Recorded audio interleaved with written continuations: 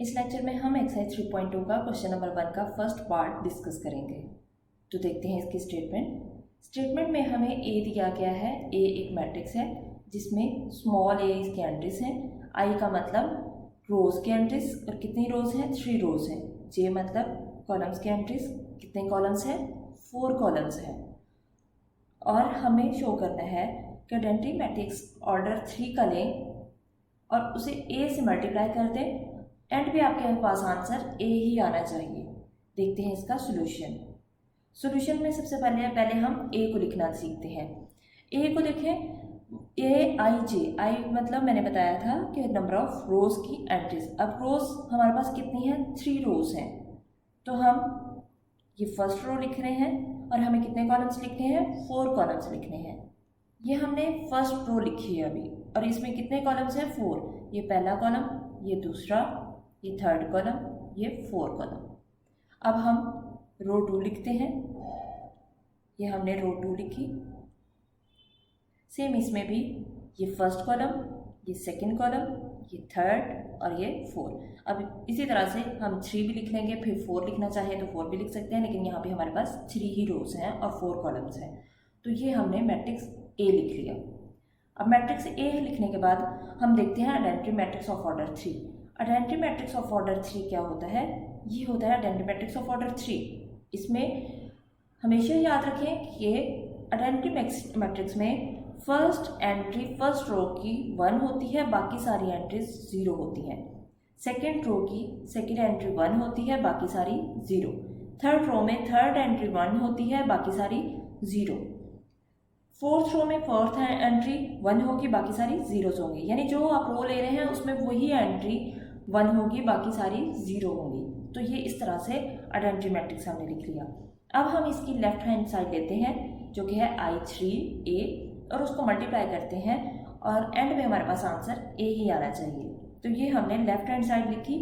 I3 यानी identity matrix of 3 को हम ए से मल्टीप्लाई कर रहे हैं।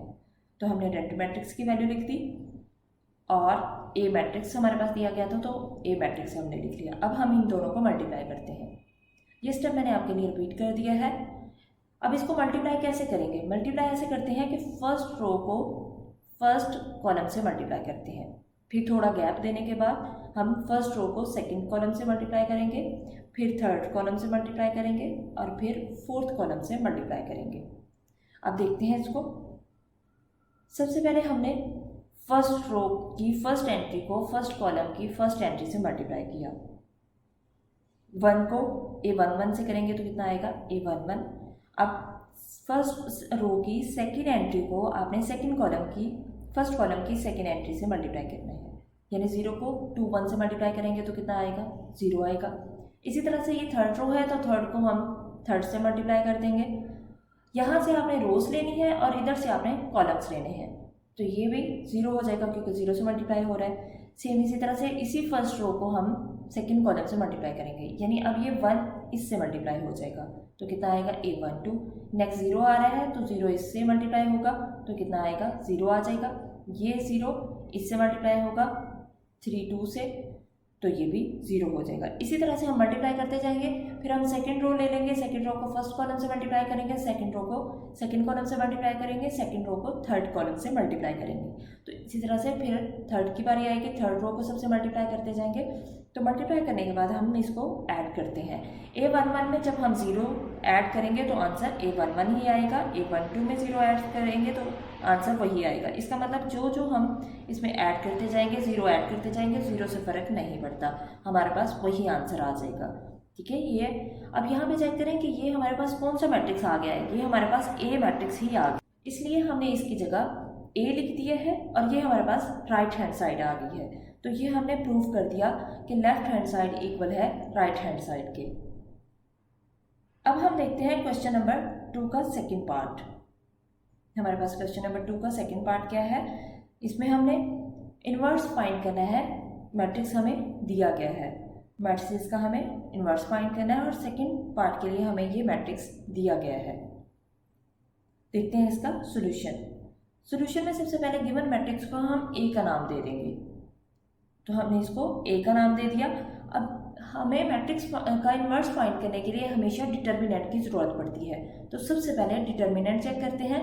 अगर डिटर्मिनेंट नॉन ज़ीरो हो यानी ज़ीरो के इक्वल ना हो तो इन्वर्स फाइंड हो सकता है, अदरवाइज नहीं हो सकता। तो हम इसका डिटर्मिनेंट लेते हैं। तो डिटर्मिनेंट के लिए ये स्ट्रेट लाइन से हम इसको डिनोट करते हैं। हमें डिटर्मिनेंट कैसे लेना है, हमने इनको मल्टीप्लाई करना है इससे और इसको इससे मल्टीप्लाई करना है और दरमियान में फॉर्मूला के अकॉर्डिंग माइनस साइन यूज़ करेंगे। तो देखते हैं, देखिए 2 - 2 को जब 5 से मल्टीप्लाई किया तो आंसर कितना आया, -10 आ गया। अब क्योंकि हमने दरमियान में साइन माइनस यूज़ किया है, इस 4 के साथ भी माइनस है, जब 3 को -4 से मल्टीप्लाई करेंगे तो आंसर कितना आएगा, 12 आएगा। हमने -2 को मल्टीप्लाई किया 5 से, माइनस साइन फॉर्मूला के अकॉर्डिंग, और 3 को हमने मल्टीप्लाई किया -4 से। तो यहाँ पे देखें कि -2 जब 5 से मल्टीप्लाई हुआ तो -10, और ये माइनस इस माइनस को क्या कर देगा, प्लस, और 3 4 सा 12। अब 12 में से 10 को माइनस कर दे, कितना आंसर आएगा, 2। अब 2 एक नंबर है, कांस्टेंट नंबर है, ये 0 के इक्वल नहीं है। अगर 0 आ जाता तो हम सोल्यूशन फाइंड ना कर सकते, हम कहते हैं सोल्यूशन नॉट पॉसिबल। और अब यहाँ पे 2 आ गया है तो सोल्यूशन पॉसिबल है। हम इसका इन्वर्स फाइंड करते हैं। तो इन्वर्स के लिए क्या फॉर्मूला होता है, इन्वर्स के लिए ये फॉर्मूला यूज़ करते हैं। इन्वर्स किसके इक्वल होता है, यहाँ पे ए मैट्रिक्स है तो A inverse is equal to 1/, determinant of A into adjoint of ए।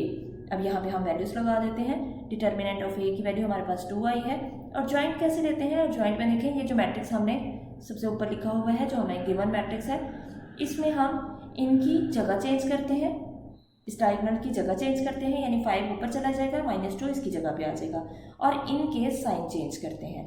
तो 3 पॉजिटिव था, नेगेटिव हो गया, 4 पॉजिटिव था, नेगेटिव था तो पॉजिटिव हो गया। ये हमने जॉइंट ले लिया। अब हमें इसको मल्टीप्लाई करना है। अब 1/2 जो बाहर आ रहा है इसको हर एंट्री से मल्टीप्लाई करेंगे। 1/2 पहले 5 से होगा, फिर -3 से होगा। जब 5 से होगा 5 × 1/2, तो हमेशा न्यूमरेटर ही मल्टीप्लाई होता है और डिनोमिनेटर उसी तरह से आ जाता है। तो इसमें हम लिख लेंगे 5/2। जब -3 1 से होगा तो -3/2, और 2 जब 4 × 1/2 आएगा तो 2 2 सा कितना हो जाएगा, 4। इस 2 को हम 1 से मल्टीप्लाई करेंगे तो कितना आंसर आएगा, 2 आ जाएगा। और जब हम इस 2 को इस -2 से डिवाइड करेंगे, यानी 1/2 × -2 ऐसे आएगा। फिर हम इसे लिखेंगे -2 / 2, तो आंसर कितना आएगा, -1। जब हमने इसको ऐसे लिखा तो हमारे पास ये आंसर -1 आ गया। ये हमारे पास इसका इन्वर्स आ जाएगा।